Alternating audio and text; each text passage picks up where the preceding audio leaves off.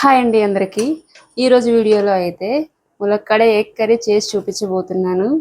ఈ కర్రీ చపాతీలోకైనా రైస్లోకైనా చాలా బాగుంటుంది. ఒకసారి మీరు కూడా ట్రై చేయండి.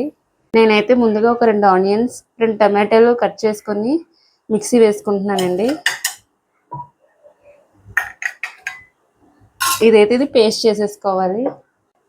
ఇలా మిక్సీ పట్టిన పేస్ట్ను పక్కన పెట్టేసుకుందాం. స్టవ్ ఆన్ చేసుకొని ఒక కళాయి పెట్టుకోండి.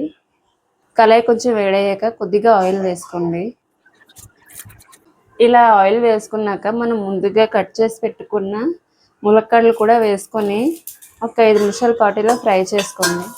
ఇలా మధ్య మధ్యలో ఒకసారి అలా కలుపుతూ ఉండండి, లేదంటే మాడిపోతాయి. ఇలా పచ్చివాసన పోయే వరకు ఇలా లైట్గా వేయించుకోండి. ఇవైతే ఇలా ఫ్రై అయిపోయాయండి. దీన్ని ఇప్పుడు పక్కకు తీసేసుకుందాం.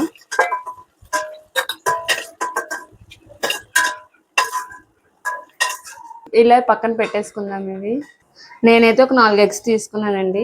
ఇలా 4 వైపులా చిన్న ఘాట్లు పెట్టేసుకోవాలి. ఇదే ఆయిల్లో కొద్దిగా పసుపు వేసుకొని మనం కట్ చేసి పెట్టుకున్న ఎగ్స్ని అయితే వేసేసుకుందాం. దీన్ని ఇలా లైట్గా ఫ్రై చేసుకోండి.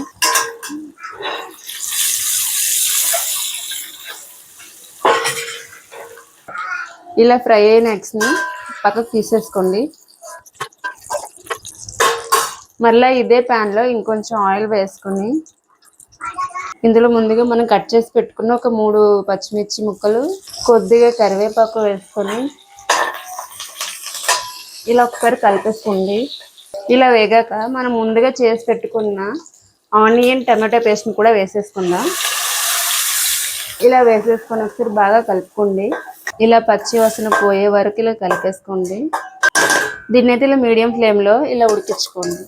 అలాగే దీంట్లో 1 టీ స్పూన్ అల్లం వెల్లుల్లి పేస్ట్ కూడా వేసుకొని ఒకసారి ఇలా కలిపేసుకోండి.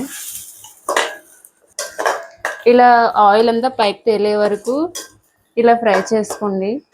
అలాగే దీంట్లో కొద్దిగా పసుపు, 1 టీ స్పూన్ కారం, సరిపడా సాల్ట్, కొద్దిగా ధనియా జీరా powder, 1 teaspoon garam masala వేసుకొని ఒకసారి ఇలా బాగా కలిపేసుకోండి. ఇలా మొత్తం కలిపేసుకున్నాక మనం ముందుగా వేయించి పెట్టుకున్న ములక్కాడలు కూడా వేసేసుకోవాలి. ఒక 2 నిమిషాల పాటు బాగా ఇలా కలిపేసుకోండి. ఇలా బాగా కలిపేసుకున్నాక కొంచెం వాటర్ కూడా వేసేసుకొని కొంచెం ఉప్పు కారం అది సరిపోయిందో లేదో ఒకసారి అలా మీరు చూసుకోండి. దీన్ని ఇలా ఒక 5 నిమిషాల పాటు బాగా మగ్గనిద్దాం. మూత పెట్టేసుకుందాం. మనం ఇలా ఒకసారి అయితే మూత తీసుకుని చూద్దాం. చూసారు కదా, ఇలా మొత్తం దగ్గరికి అయ్యే వరకు ఇలా ఉడకనివ్వండి. ఇలా దీంట్లో మనం ముందుగా ఫ్రై చేసి పెట్టుకున్న ఎగ్స్ని కూడా వేసేసుకుందాం. ఇలా వేసేసుకొని దీన్ని ఒక 5-6 నిమిషాల పాటు ఇలా ఉడికించుకోండి. చూసారు కదా, ఇలా దగ్గరికి అయ్యే వరకు ఉడికించుకుని చివరిగా కొద్దిగా కొత్తిమీర కూడా వేసేసుకోండి. ఇలా ఒకసారి కలిపేసుకొని స్టవ్ ఆఫ్ చేసేయండి. అంతే అండి, ములక్కాడ ఎగ్ కర్రీ రెడీ అయిపోయినట్టే. ఇది చపాతీలోకైనా రైస్లోకైనా చాలా బాగుంటుంది. ఒకసారి ట్రై చేయండి మీరు కూడా ఈ విధంగా. ఈ వీడియో కనుక మీకు నచ్చినట్టయితే లైక్ చేయండి, షేర్ చేయండి, అలాగే సబ్స్క్రైబ్ చేసుకోండి. Kitchen of Sandhya. Thank you for watching.